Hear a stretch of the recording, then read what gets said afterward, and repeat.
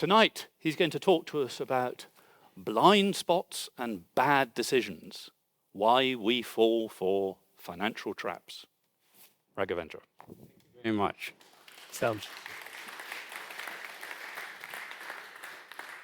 Thank you all for sparing the time on a Monday evening to come and listen to a talk on this.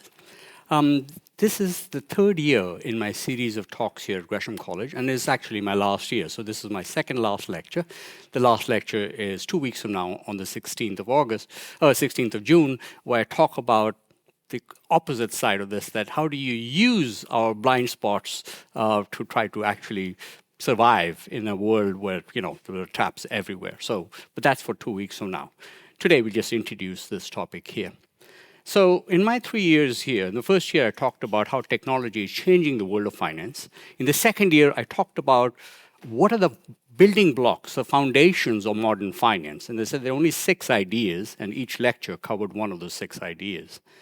But the interesting part about those 6 ideas, of course, is it assumes that the people who are in the financial industry are rational computing machines who know exactly how to calculate probabilities, who know how to update probabilities, who know to calculate present values, basically people we are not, right? And so in this year's series of lectures, I've been exploring the human side of finance. And the first part of the 4 lectures so far have been about agency problems and asymmetric information. The idea is financial institutions know more than you do, and so they can use that additional information to try to take advantage of you. So each lecture has been devoted to a different part of that industry, including mutual funds, insurance companies, and so on. But that's not the end of the story. So today's lecture, I'm going to talk about why do smart people actually fall for these financial choices, which are being presented by these financial intermediaries. And the essence of today's lecture is about to say, even if our information was perfect, we would still get it wrong. Right? And in many ways, the problem isn't always the market. It's us, that we have a set of rules which we follow instinctively without even knowing that we follow these rules. Now, by the way, Richard mentioned a few minutes ago to use your phones to ask questions, but I'm also going to use your phones to make you vote on particular problems which I'll put up in front of you. So please have your phones ready. I'll have a QR code, and you can use the QR code to vote accordingly, all right? But not right away. I'll do it in a couple of minutes. But these are the 2 worlds of finance. The first world of finance is basically classical finance, which is what I was talking about the whole of last year. The idea here is we are rational agents. We use things like Bayes' rule to update probabilities. We use things like calculating expected utility to get to the best possible decision we can get to. And of course, we have behavioral finance, which is emotional people. We anchor on irrelevant information, available information. We hate losses. We reframe stuff to make ourselves feel better. Basically, human beings, right? So let's ask ourselves, starting a question, right? Are we actually rational, the way finance assumes us to be, right? So I'm going to start with the first question, right? I assume all of you have had lunch today, right? You're eating by yourself. When do you stop eating?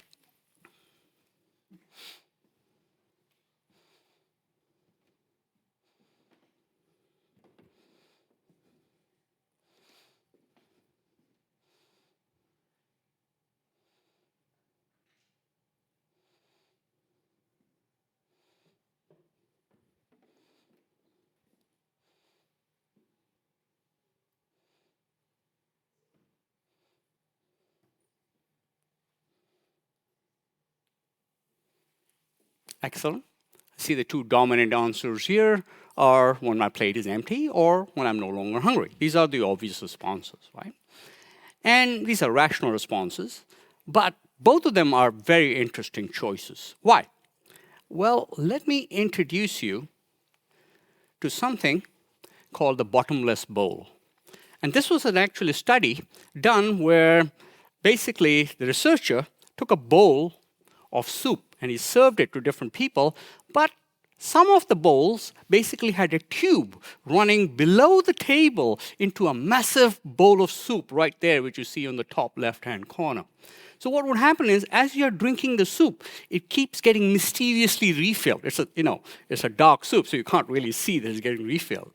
So the question he was trying to ask is, when do people stop eating? It turned out the people with a bottomless bowl actually drank 74% more soup than the people who didn't have the bottomless bowl. But more interestingly, they had absolutely no idea they'd actually drunk more soup than the day before. Right? It was like, we asked them, how much more did you drink? Like, pretty much what I always do. So, in fact, this is a whole science of how to eat less. For example, the environmental cues, right? If it turns out you have large plate sizes, people serve and eat more when your plates are larger. So, if you want to eat less, use a smaller bowl, use a smaller plate. If you have a taller, narrower glass, people pour less into those because they're looking at the height of the water, not the amount of water. If you increase the contrast, that means if there's less contrast, people don't actually see how much they're eating, they eat more. Highly contrasting food, people tend to eat less because they can see differences, visual differences in the color. So, those stories about eating the rainbow, that's why you want to eat the rainbow. Not necessarily because it is good for you, but it's also because you eat less. And there are lots of other things. For example, people eat less when portions are pre-served. You eat more when food is in arm reach. You eat more when you're watching TV. All the stuff on mindful eating and all that stuff is all based in how people actually behave. Anyway, let me ask you a different question, right? Would you give yourself an electric shock on purpose? So let me ask you that question. So you're strapped with an electric shock bracelet and a button to administer the shock, right? The question is, you would give yourself an electric shock. If someone offered to give me an electric shock, I would say no, and I would pay someone not to give me an electric shock.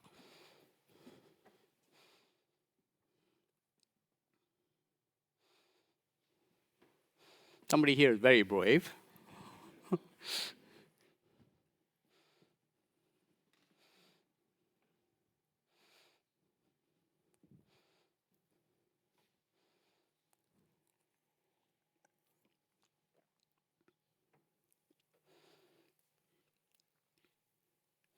These are exactly the answers in a study which was also done. And the study was published in Nature. I'll show you what the study looks like. So what happened in this particular study was, it turns out that we need stimulation, all of us, all the time. If you're by yourself even 1 second, what do? Automatically reach for our phones. And we start scrolling, we start doing whatever, right? We have lost that ability to live without constant stimulation.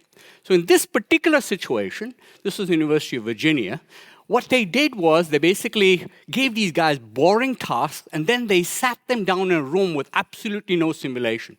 Empty room, they're just left there to sit, looking at blank walls or whatever. They were also strapped. They could push a button and shock themselves if they wanted to. It was just their entire choice, their choice. Turns out that 2/3 of the men and 25% of the women, men are dumber than women, what can we say? Right? 2/3 of the men chose to give themselves an electric shock rather than just sit quietly and think. Right? We can't do this. But the finance basically says people are not like this. People behave rationally. People will not try this kind of behavior. So this is all a question of beliefs and preferences, right? Sometimes we make mistakes in our beliefs. For example, we don't apply Bayes' law properly, and I'll give you examples of that in a few minutes. Sometimes we will also, the beliefs are okay, but then we make weird choices, because if those were your beliefs, no rational person would have actually made that decision, but we do. So I'll give you examples of that as well. Those are called subjective expected utility. We choose decisions which maximize the amount of utility we get, but in reality, we don't. So how exactly do people misapply Bayes' law, or how exactly do they deviate from subjective expected utility? Well, there are two types of biases. Number one are what we call belief biases. That's the first question. What mistakes do we make in our beliefs? And there are lots of these biases: overconfidence, optimism, representativeness, availability, anchoring, confirmation, local representativeness, things like that. There's another one called preference biases, which is we know our beliefs, the beliefs are updated rationally, but then we make mistakes in trying to figure out how to apply them to choose a particular thing. So reference points, loss aversion, calculation of probabilities, prospect theory, things like that. Both affect financial decisions, and interestingly, they're predictable. That means they make us easier to manipulate. So let's step back and say, what are we really like as human beings? Right? There is a TV series which some of you may have seen, and it was on ABC a long time ago, maybe around the turn of the century. It was called Cavemen. And it was about a group of cave people who were discovered in this remote place in America, and they're brought to New York, and they end up like that, right? So they're absolutely no idea how to deal with the modern world. And the whole point, the comedy was about how difficult these people had in responding to the normal world. The problem, of course, when I saw that series, is very funny. But when I saw that series, I said, really, internally, we are all like this. We may look better and possibly have better teeth, but we are essentially, at our core, still cave people, because we had several million years of evolution being instinctively reacting to situations. We've only had 200 years of dealing with modern financial markets. So that is the major issue. Let's take an example, right? How we evolved. For example, a lot of you have probably been to Stonehenge, right?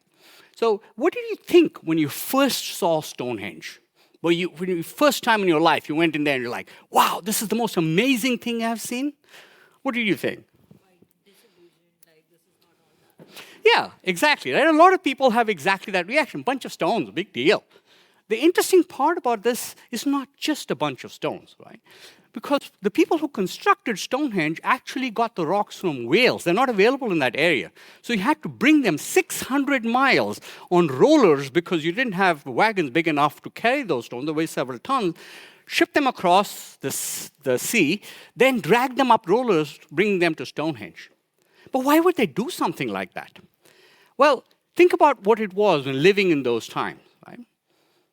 There are no clocks. There are no watches. There are no phones. There's nothing to tell you what time is. You have no idea what the calendar is.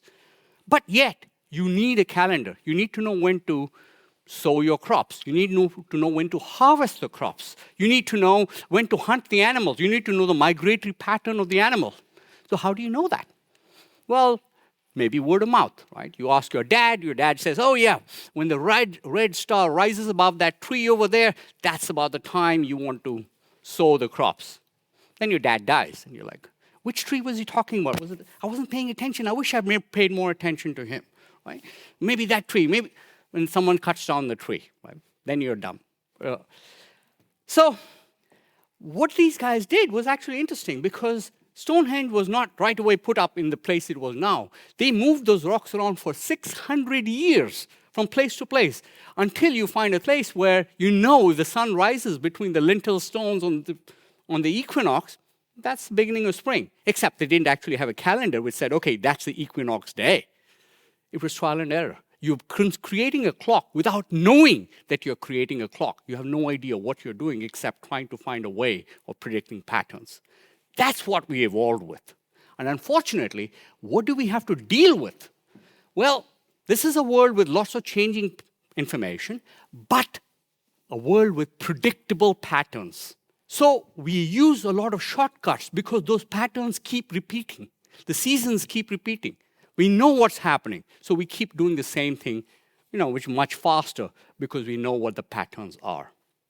However, though the patterns help in making sense of information, they're misapplied in two circumstances.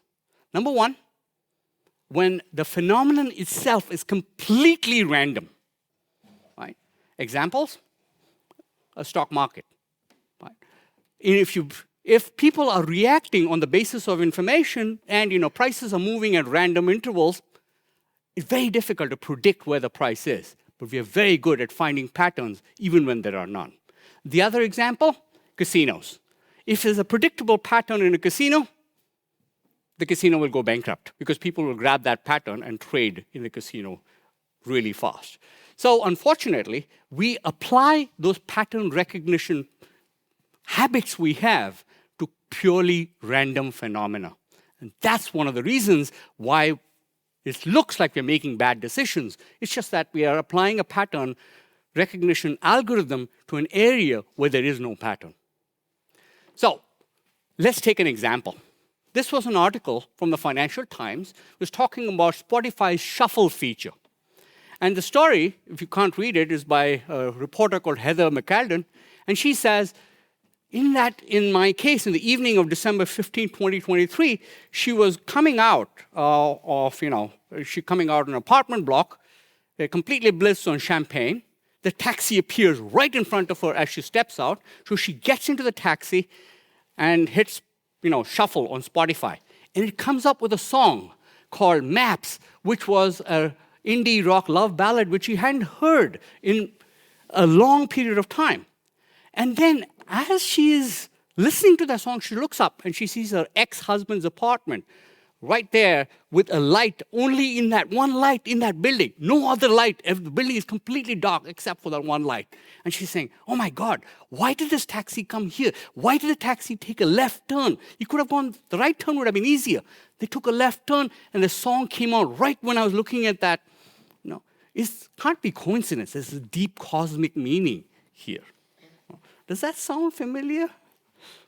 A lot of us look at this and say, oh yeah, that's something we ascribe meanings to stuff. Right? Okay, so let's do another example here.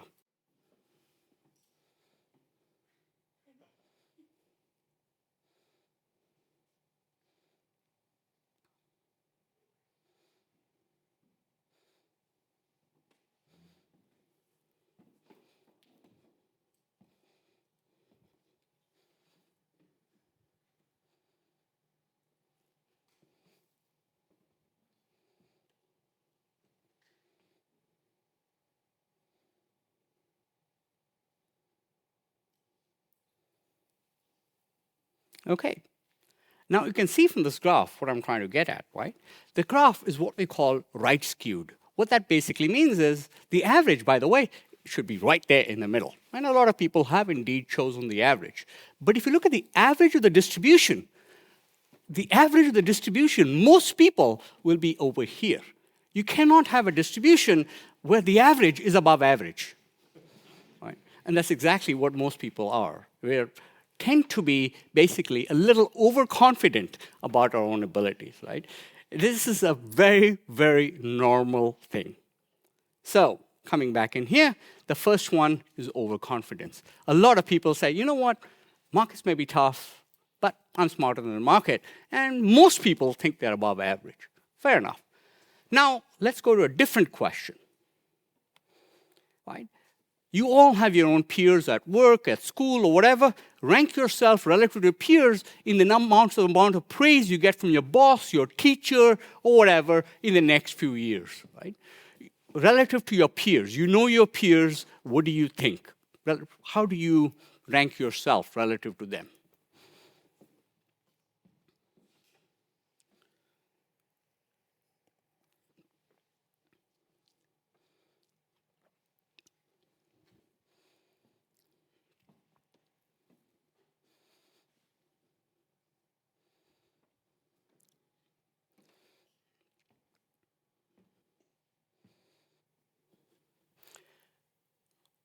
Okay.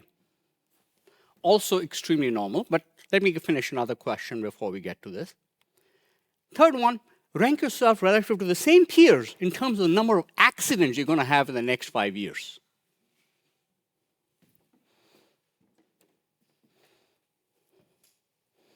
You know your peers, right? So relative to them, what do you think?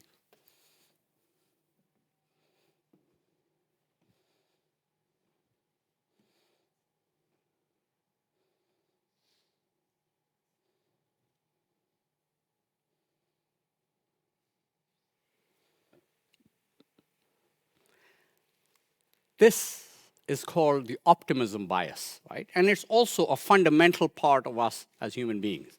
Most people think that bad stuff will happen to other people, but good stuff will happen to us, right? And this makes perfect evolutionary sense. If we think all the time that bad stuff is happening to me while good stuff is happening to other people, you're probably not going to survive very long, right? You're depressed, you definitely don't have kids, your genes are never going to get passed on to the next generation. But most people are super optimistic.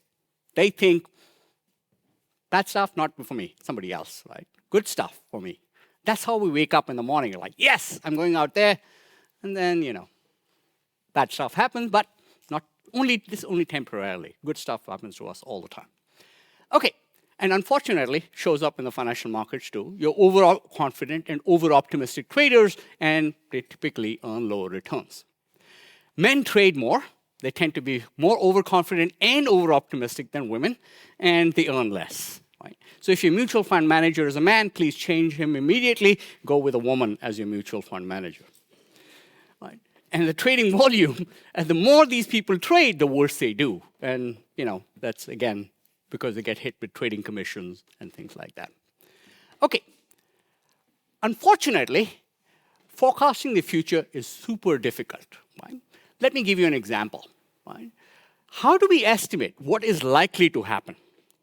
So, for example, suppose we see this when you are driving. You see, this is America, so you see a traffic policeman basically stop a car right in front of you and you're driving. What do you do?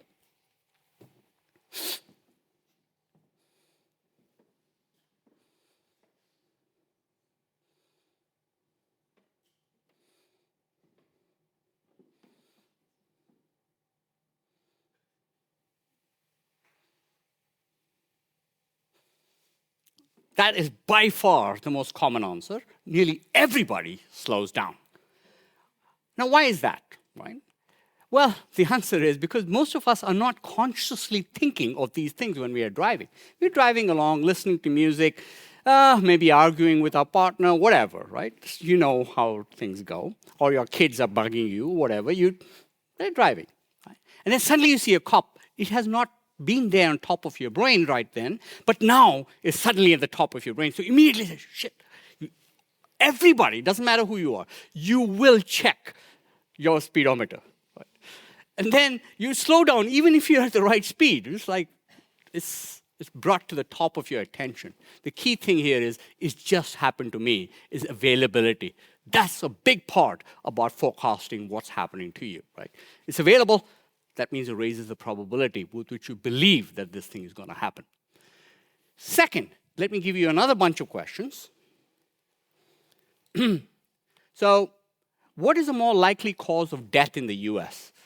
Blood poisoning or homicide?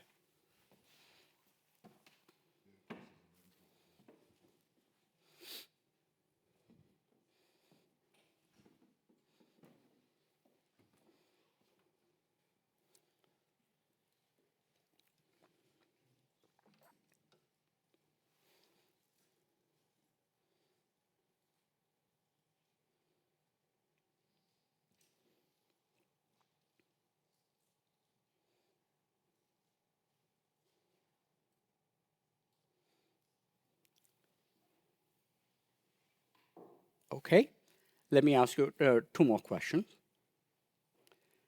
Next one, again, what's a more likely cause of death in the US? Vending machine accidents or shark attacks?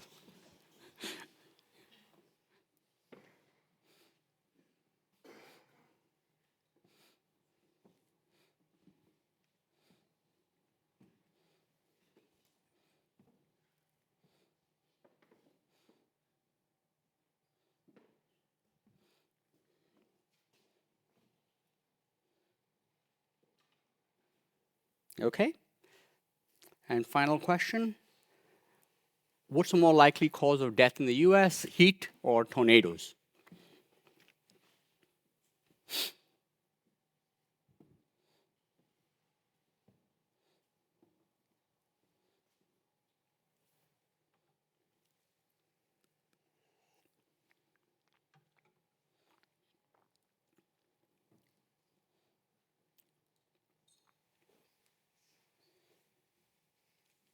Okay, excellent. So you guys are right, by the way. The average is correct. So blood poisoning is way more common than homicide, but a significant number of people thought of homicide simply because of the fact it's reported in all the papers every day. Sepsis is way more common, but is not reported in the papers. It goes back to the availability question. If you don't read about it, it happens, but it's not news, so it biases our recall. Similarly, it turns out 350,000 people died of sepsis every year, 24,000 people were shot to death. Right? So that's too high, but still much less than sepsis. Right? Again, another thing is I can easily imagine that happening. That's the idea with media effects availability. Right?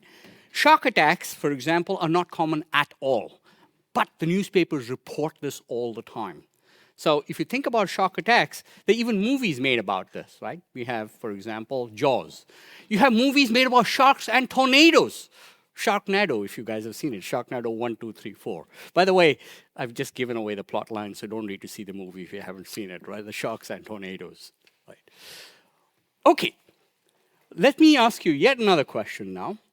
Right? And this one basically says, right now, thinking of a 7-letter word.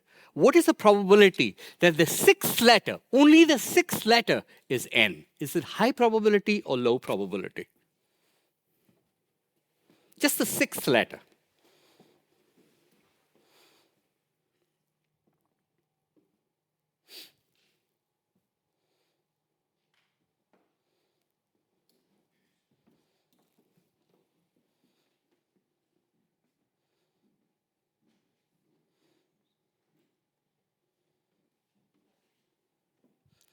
Okay. Excellent. Reasonably low probability. Fair enough. My word is very complicated. But let me ask you a different question. Right? I'm thinking of a different 7-letter word. What is the probability that the word ends in ing?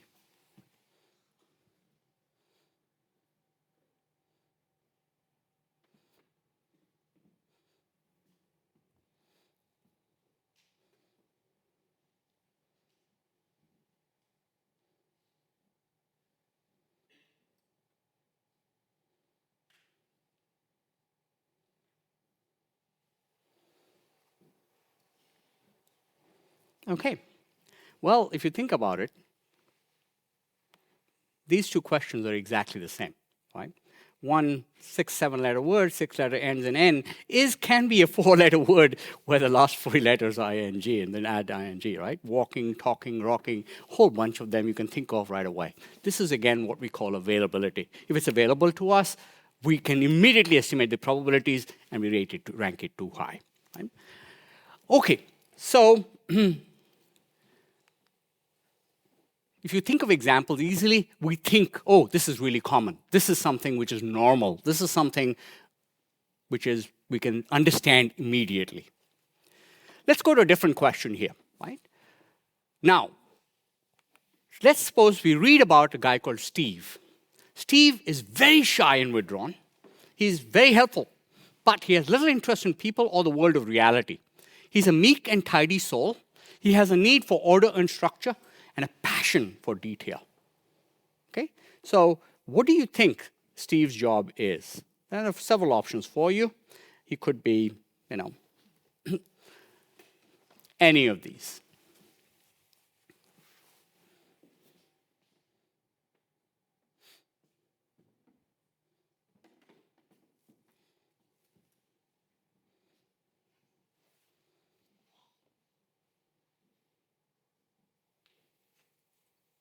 Here's the description again.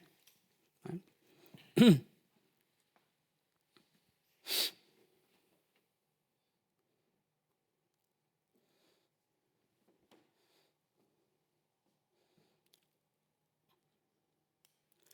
Okay. This, by the way, is an example of, in a way, stereotyping, but what we call the conjunction fallacy. Why? It's because if you think of the number of accountants who are not office workers, very, very few, right? All accountants almost all, are office workers. But there are lots of office workers who are not accountants. So by sheer just picking a number out of a hat, he's much, much more likely to be an office worker than an accountant. Right? Few accountants, every accountant is an office worker, but there are lots of office workers who are not accountants. But this one here is my favorite. Turns out that number surges. I'll tell you why in a second. But what's happening here is we're looking at what we call stereotypes. If you talk about superheroes, for example, there are only 3 characteristics all superheroes have. They wear their underwear on the outside, they have tragically dead parents, and they have a cape. Right? So any of the Marvel movies, this is what you see. And there are lots of examples, right? You see Superman, Magneto, Dr. Fate, Batman, Robin, they all have all 3. Otherwise, you have 2 or 3. But we immediately can look at a movie and say, okay, that's a superhero, because you're just focusing on stereotypes. But anyway, coming back in here, let's look at this question here. Right? This story we're telling ourselves, the shortcuts we take about the world, depend on what these stereotypes are. Right? We don't need to do too much work if you can just read that. Okay? So in this particular case, this description screams accountant. Right? It's so powerful that people will dominantly vote for accountant. But as I said, the probabilities don't support it, right? Lots of office workers, very few accountants. Now, but there is one curious answer, which I love, this one over here. A lot of people are actually saying, mixed martial art fighter. Well, how does that come about? Well, it turns out the answer to that question surges after the release of the Ben Affleck movie, The Accountant, and now The Accountant 2, where now you have an accountant who is not an office worker, who is an office worker, he works in an office, but he's also a mixed martial artist. Right? You're like, whoa, this guy is so powerful, right? You watch that movie and you come out like, okay, every accountant, every office worker is an accountant who is in turn an expert at killing people. That's a big example of the conjunction fallacy, right? You're expecting 2 things together to be more likely than one of them alone. Okay, so that means because we keep looking for these patterns, we keep expecting. It happened before, it's going to happen again, right? So if you have a recent crash, we get worried. And if you have recent wins, we think you fear of missing out. And so we keep jumping back into the market when we see the market rising. Okay, so example, crypto. Right? So crypto went up. Everybody invested in crypto, 2017. Crypto crashed. Everybody got out of crypto. Crypto's back up again. So you keep seeing that cycle keep coming up again and again. All right, let's take another example of the conjunction fallacy. This is happening a lot around the world with the ease of sports betting. So these are what we call long-shot sports bets. So in this particular case, this football fan, Alex Haberkern, decided to make 14 different predictions on how the NFL player's performance would be, including touchdowns and so on and so forth. She used $10 to place the bet, and if she won, she would win $22,000. Well, unfortunately, it turns out of the 14 predictions, 13 predictions actually came true. The 14th didn't, so she lost her $10. But in particular, if you pay just a simple one, which just says, I put in this case here, that Travis Kelce, Taylor Swift's boyfriend, will score the first touchdown. That has a 13% chance of happening. Payout isn't very big. But if you go with all these things, the probability is less than 0.19%. But the payout is 5,156. So a significant number of people put in bets like this because they think the probability of all these happening is higher than it actually is. Right? That's why the payout is so high, because it's not going to happen. Okay, so anyway, this has happened. The payout was 0. And the probability, of course, was 0. That actually happened on Wall Street as well. So in 2008, there was somebody called, in this particular case, David Lee. David Lee was considered a genius because he had figured out a way to use a complicated mathematical model called a copula model to try to determine how different events were correlated. So the idea was, if I know that something is going to happen, if I figure out something is going to happen, I know the other things that can happen with it as well. So you use that to make a lot of money. And people thought, my God, this guy was probably going to get a Nobel Prize, until, of course, 2008 happened, right? He got fired, and he naturally never made us any money. His company lost a ton of money. So anyway, he basically depended on past correlations to predict the future, and it didn't work. Third possibility, another possibility, is what we call anchoring. Right? So, for example, a simple question might be, Attila the Hun invaded Europe and penetrated deep into what is now France when they're defeated and forced to return eastward. In what year did these events occur? Now, the average person, without using Wikipedia or the web, has no idea of the answer to this question. Right? I'm not going to ask you guys, by the way. Okay. But interestingly, if you change the question a little bit, you ask a different question first. What are the last 3 digits of your phone number? Right? Think about it. And then add 400 to that number. Okay, everybody? All right. Then you ask the same question. Attila the Hun invaded Europe, defeated in France, forced to return eastward. When did that happen? There should be absolutely no correlation between question 1 and question 2. It turns out there is. The correlation is about 0.75, which means essentially that for every year, every digit that your phone number goes up by 4 digits, Attila the Hun is defeated 3 years later. The key part here is, again, we've asked for a number. The brain is looking for a number. So I've given you a number, the 400 plus the last 3 digit number. So we anchor on that number, and we fail to adjust up or down when that thing happens. So this has been shown in a lot of cases. For example, in MBA students at MIT were asked whether they're going to buy a number of items for an amount equal to the last 2 digits of the Social Security numbers. Right? And they were asked the willingness to pay for those things. There should be absolutely no relation between the last 2 digits of the Social Security number and the amount you're willing to pay for something completely different. Turns out there was.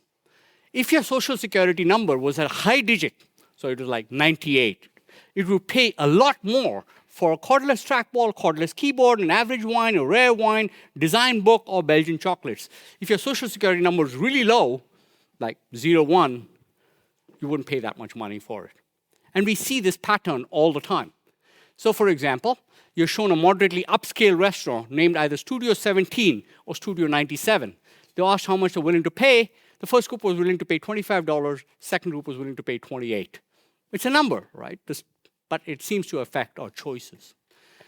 In another study, estimates of the athlete's performance were influenced by the number on his jersey. The higher the number on your jersey, better people thought you would be in the game.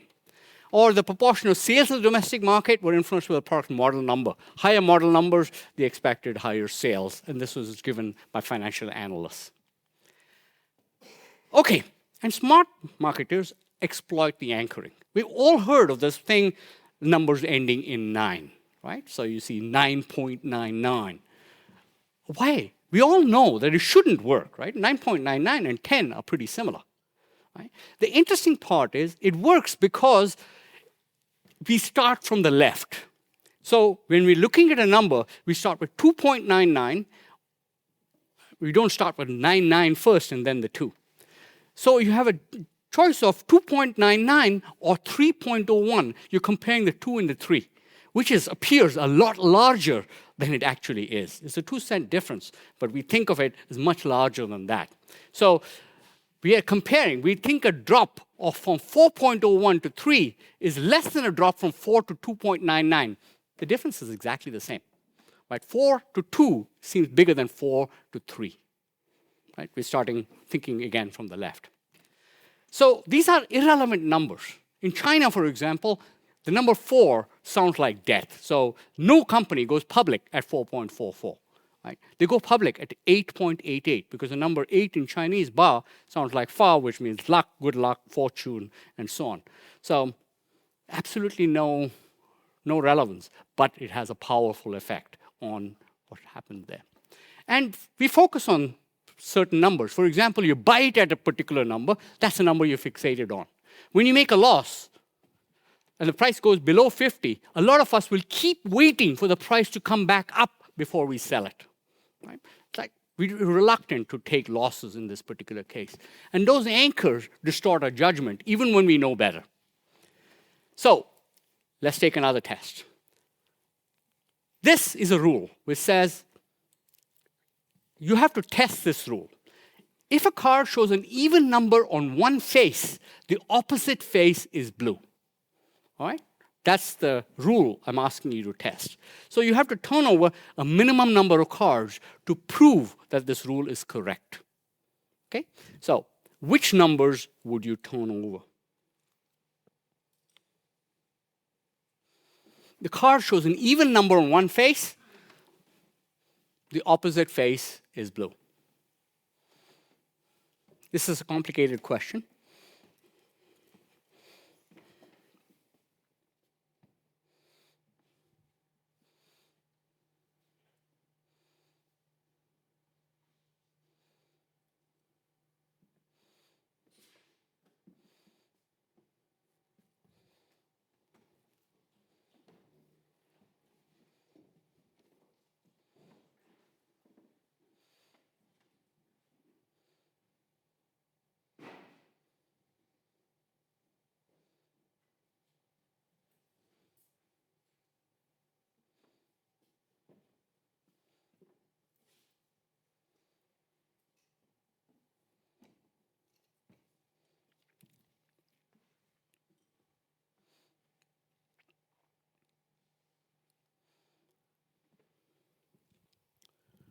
The most common answer is exactly the answer up here, right? Number 8 and the blue card. And that first one makes perfect sense. You're turning over the number 8, check the opposite side. If it is blue, fine, right? You got the thing. If it is red, you know that the rule is not true. But the interesting part is the second card. The dominant answer here is blue, right? You turn over the blue and check what the number is on the other side. But if it has an even number on the other side, you've just confirmed what the first number has already told you. You confirmed this one already. What you should be doing is looking for evidence that disconfirms what you're doing. So the right answer is turn over the 8, check whether there's blue on the other side, but turn over the red and see whether there's an even number on that side. If there is, the rule is disproved. But most of us are terrible at looking for evidence that disconfirms our biases. We want evidence that confirms what we are already thinking about, right?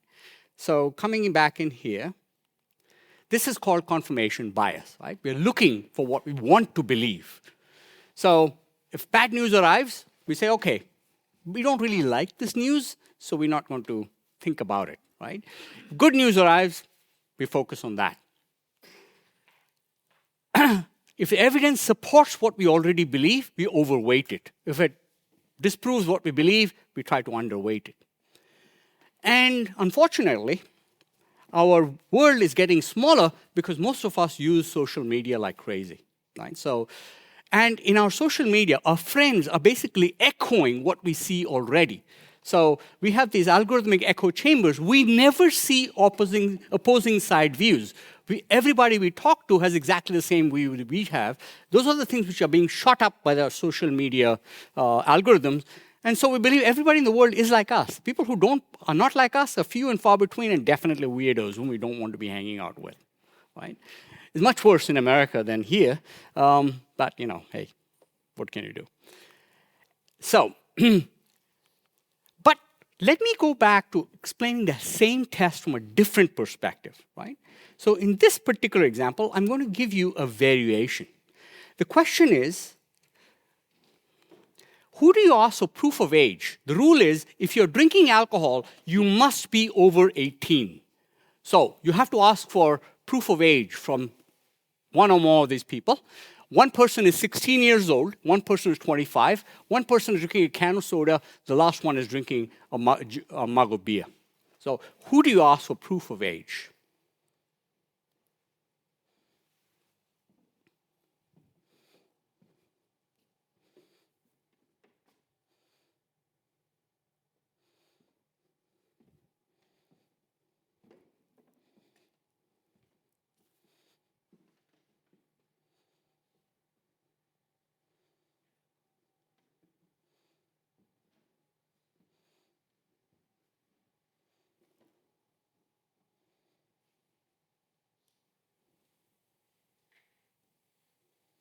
Interestingly, this is the same test, right?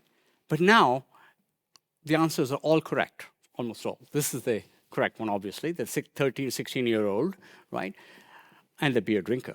So essentially, you're looking for a situation here which is exactly similar to our previous situation. We're looking for disconfirming evidence here. But why are we doing it here but not in the previous example?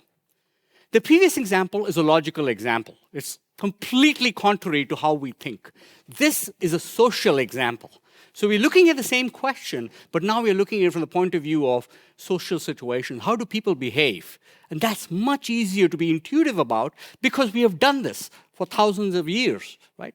Culture is about understanding how other people think. The worsen test, as it's originally formulated, is a pure logic problem. Nobody understands logic, right? We're terrible at this, we're terrible at finance, and so that's the problem we have over there. So that's the first set of biases, the belief biases. But there's also a second set of biases, the preference biases. So let's take some examples of these as well, right? First thing is reference points. We are very bad with absolute numbers. We focus on relative numbers. Let's take a couple of examples of that as well. So the first question, I'm coming back to this question. The first question is, you're considering buying a 4K curved screen TV at Bang & Olufsen, costs you £3,499. You already talked to the salesman, listened to the TV in a special soundproof room, you're convinced this is the TV for you. And as you're getting out to pay for the TV, your friend calls you and tells you the Argos is selling the exact same TV for $3,479 across town. But it's going to take you 15 extra minutes to drive to Argos to buy the TV there. The question is, where do you buy the TV?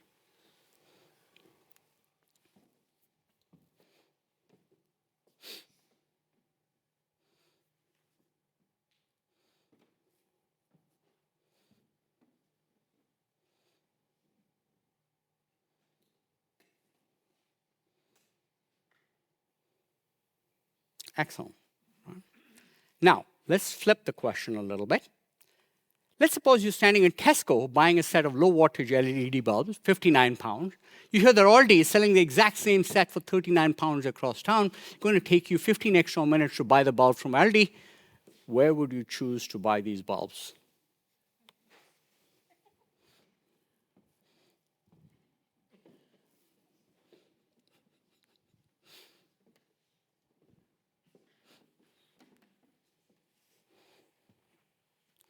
Again, not very surprising, right? We're terrible at numbers. So 20 pounds is the difference in both the cases. But the key part is 20 pounds in an absolute sense means very little. On a relative sense, it makes sense, right? So in the first case, 20 pounds on 3,499, that's a rounding error. But 20 pounds on a 59 pounds, that's 1/3 off, right? So the same question, the same 20 pounds, but we have very different answers because we're very, very good at relative numbers. We're terrible at absolute numbers. Or let me ask you a different question. You're considering, and by the way, what I'm trying to say is this can easily be taken advantage of. So let's take an example. You're considering getting a 1-year subscription to New York Times, and you have a choice of two things. Unlimited online access, $49, or daily newspaper and home delivery with unlimited online access for $109. Okay? So where do you choose to get a subscription? The unlimited online access or the other one, the daily home delivery and unlimited online access?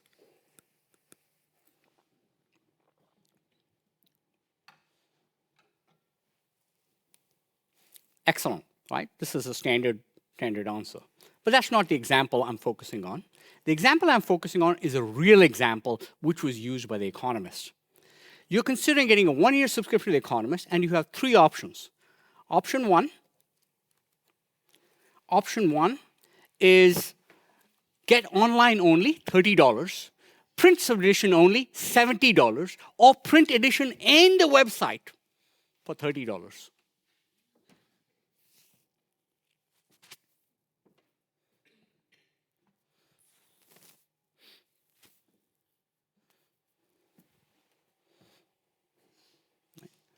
it's obvious in this case that nobody picks the print edition only. Right? So why did the economists even offer this? Well, let's go back and take a look at the actual thing. Right? So this was an actual ad. So this is the numbers I've taken from The Economist. So why did The Economist give that? Well, it turns out that the key part is, this is all introductory offers. But after the introductory offer, if they only offered those two choices, print and digital loan, which was like the New York Times, they got a total revenue of 8012 because most students would go with digital only, exactly like all of you. But when they offer the decoy, which is a subscription price of 125, print and digital 425, or digital only for 59, everybody went with the middle one. 84 students went for that. And they get considerably higher prices because nobody turns off The Economist after the introductory subscription. Right? So you just stay with 6 weeks, you pay this, and then the price jumps up. But you don't shift away. So these decoy effects are everywhere. Right? Irrelevant choices which force you to take a particular choice, kind of like a magician making you pick a card. Right? Here are some examples. You have a small popcorn for $3, a medium popcorn for 6.5, a large popcorn for 7. If you don't have the decoy in the middle, nobody picks a large, they half and half pick it. But if you have the decoy, everybody goes for the large because you're like only 50 cents more and it's double the size. Or if you think about in finance, you're trying to make people choose between two stocks. One has a high long-term growth but low dividend yield. The other has a high dividend yield but low growth. If you want them to pick A, what do? Well, give them a decoy. The decoy is right over there, which makes A look really good. Everybody goes for the A. Otherwise, you give them a different decoy, and everybody goes for the B.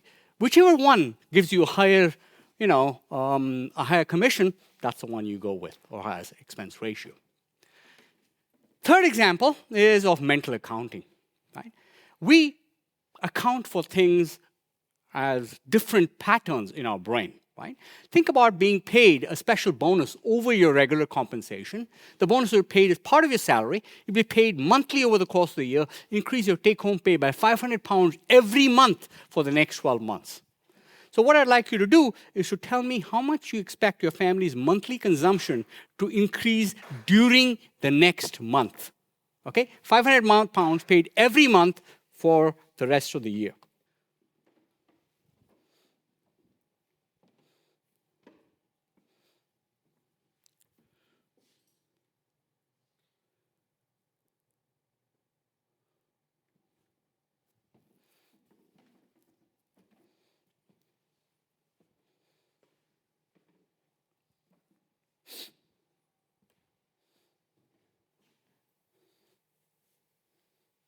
Okay.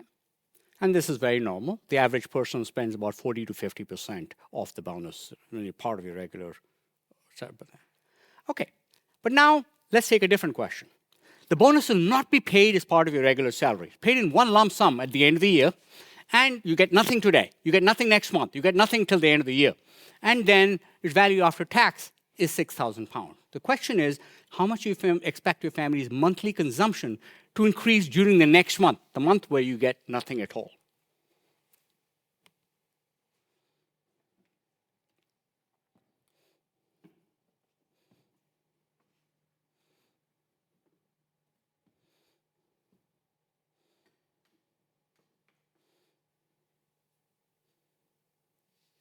This is also extremely normal.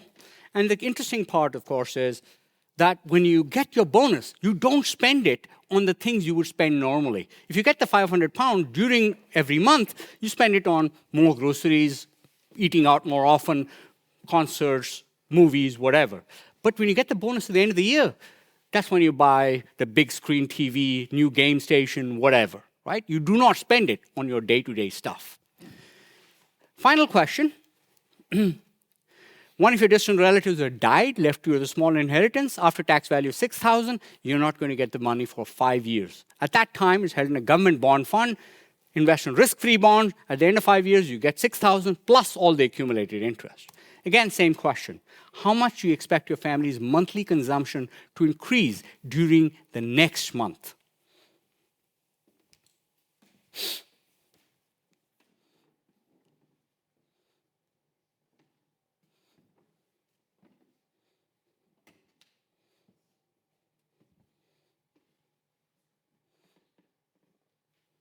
And this is, again, extremely normal, right? Most people, part of your regular bonus, that's when you spend it. If you spend it at the end, if you get an inheritance 5 years later, it goes into a different mental account in your brain. It's an inheritance account. You wouldn't touch that, right? And there's a capital spending account. So your £6,000 goes into a capital spending account. It's only the monthly bonus that goes into your regular monthly budget. It's the same pound, but you treat it differently depending on how the pound comes to you. So in real life, if you think about how people behave, they talk about bonuses, but you can change how people do this, right? So there's the same pound, but we're using different areas in our brain to account for this money, right? Or let's take a last example. New York City taxi drivers rent their cars for 12 hours on a fixed fee. You pay the same fee to the owner of the taxi, but you can keep all the money you make. The key decision is how long to work on a given day. Some days are busier than others. So on a busy day, you make lots of money, lots of profits. On a slow day, you don't make any money, but you still have to pay the same fixed fee to the owner of the cab. So when should you think a rational cab driver should work longer? A busy day or a slow day?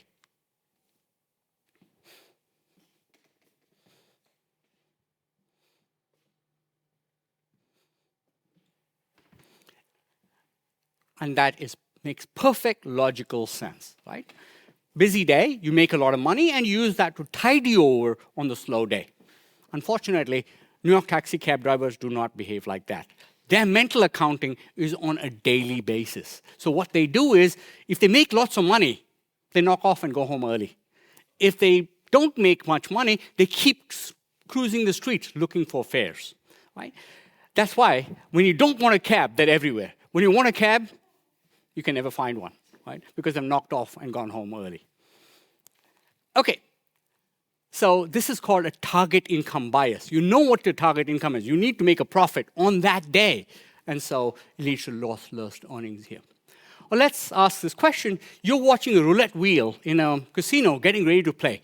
The last 24 spins, 24, have resulted in a black number winning.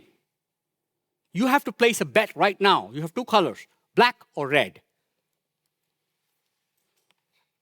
What color should you bet on? 24 spins have landed on black.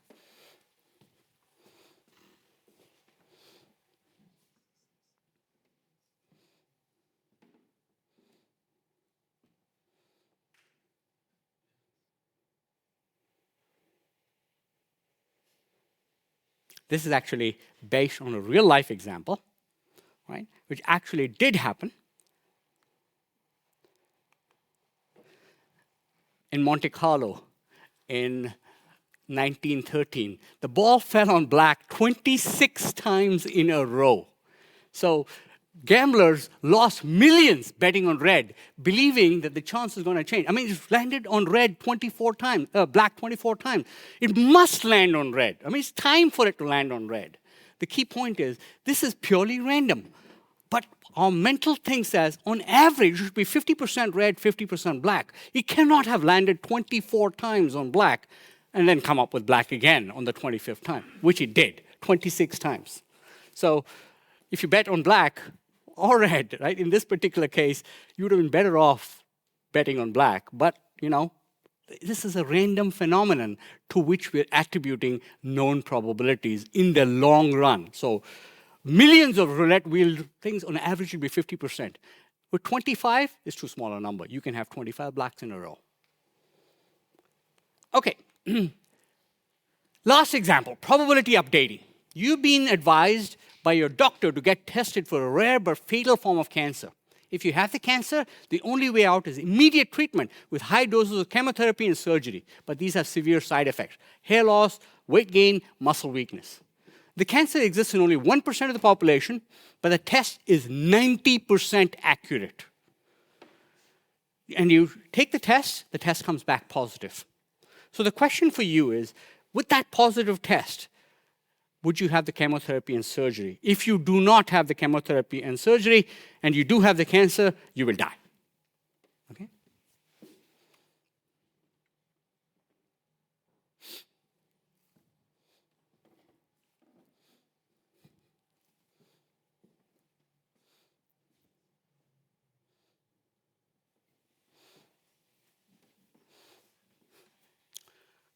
And again, most people do exactly this. They have the chemotherapy and surgery. But this is what we call misapplication or probability updating. To give it a chance, the key part here is not that the cancer test is 90% accurate. The point is how often is that cancer exists, 1% of the population. If you have 1,000 people, 990 will not have the disease. Only 1%, 10 people will have the disease. The test is accurate 90% of the time.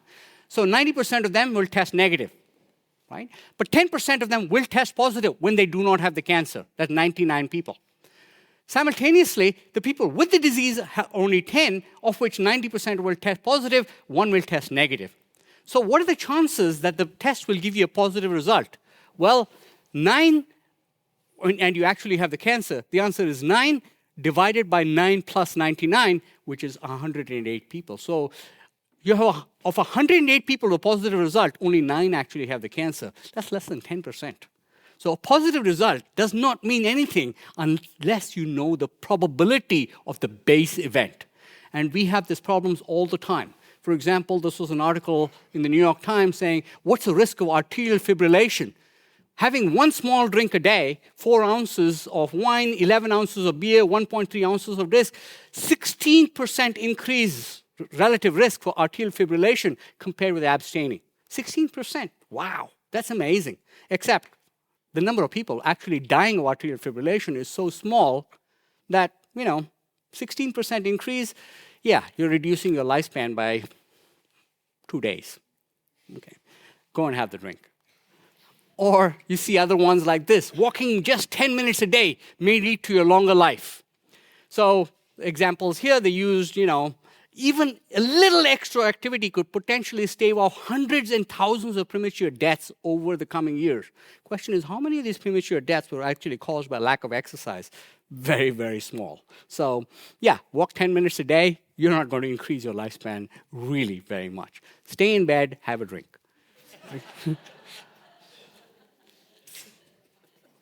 Well, not medical advice. Okay. Anyway, where it gets dangerous is the problem is they don't just cause mistakes. They leave us vulnerable to exploitation, right? We have misleading products, we have excessive fees, we have complex contracts. So the money doctors I talked about in my last lecture they know all these blind spots. For example, overconfidence. They will upsell expensive product with high turnover, which means basically high expense ratios. What they call structured products, variable annuities, actively managed funds, because all of them give them high commissions. They will, for example, frame it. They call a structured note that's principal protected, means that you're going to get back your money. In many cases, you get back your money under a lot of cases, but there's specific situations when you lose all your money. Or they choose selected reporting periods of time when they really perform well, and that's the part they'll display to you. They'll talk about loss aversion, right? They overload you with insurance products, extended warranties, for example. Or if you're losing an investment, losing money, they'll encourage you not to sell. So hold on, it will come back up. Mental accounting. If you have an income portfolio, they recommend dividend-paying stocks. Capital preservation, right, for a high-fee product for retirees. This takes into account all these biases which you have. So why don't we push back? Well, one is our self-image, right? Our self-serving biases, we're optimistic, we're overconfident, so we don't think we are capable of being tricked. Right? Other people might be, but we can see through these things. Similarly, we have conformity, right? Everyone's buying it. So, it seems to be a pretty popular product. I've seen it everywhere. Why not me?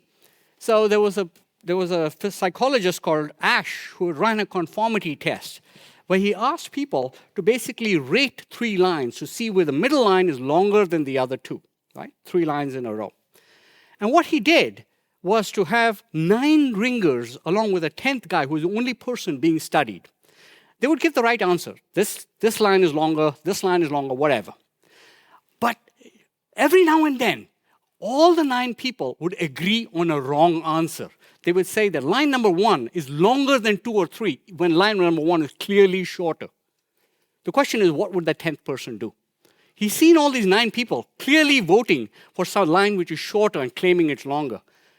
In 70% of the cases, that person would say, oh yeah, that's definitely longer. Right? They are unwilling to speak out. And basically everyone's doing it. It must be correct. Similarly, authority. The Milgram experiment consisted of people asking other people, giving other people electric shocks for being unable to remember things, right? So going back to my electric shocks, I'm sort of a fascination for this. No, I'm kidding.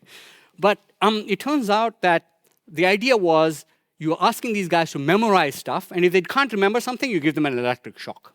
No real electric shock was actually being administered. The question was, how far would people go if a position in authority would say, do it? Turns out nearly everybody administered shocks, increasing the intensity of the shocks, even though the guy was apparently in agony, like screaming in pain, saying, turn it off, I don't want to do it. They would keep giving him shocks. The guy would say, Paul Milgram would say, oh yeah, they have consented to this. Please go through, otherwise the experiments will be ruined if you. Nowadays, of course, these experiments would not be allowed. It's against human ethics. But in the 1970s, they were doing it a lot. And of course, complexity is too technical. We don't do that stuff because it's related to self-image and conformity. Politeness, I don't want to ask. It avoids the social frictions. So big takeaways today are our brains are biased and, unfortunately, predictable. So these biases feel rational, but they aren't. And they shape how we invest, and they shape how we get exploited. So next time, and the last time, I'm going to talk about how we try to outsmart this by using these biases. We know that we can't get rid of these biases. They're part of being human. So how do we use those biases in our favor? How do governments use these biases to either manipulate us or nudge us? We'll talk about those issues next time. So how do we use behavioral tools to design better choices by leaning into the biases rather than trying to stop something which we are not capable of doing anyway? Right? So these are some of the things we'll talk about. Okay? Thank you all very much.